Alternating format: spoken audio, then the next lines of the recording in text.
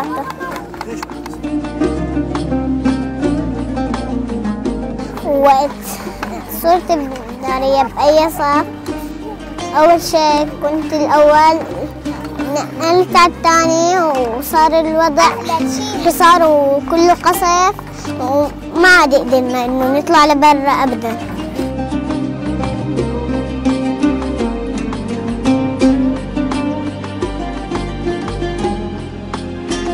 روت لنا جوري وأروى الكثير من قصص الحصار خلال 5 سنوات، فهمنا حينها ما تركه الحصار في نفوسهم وذاكرتهم اليافعة، وباتوا يرون المعيشة في مخيمات النزوح التي تفتقر إلى أدنى مقومات الحياة، معيشة كريمة تنعم بالهدوء والراحة واللعب.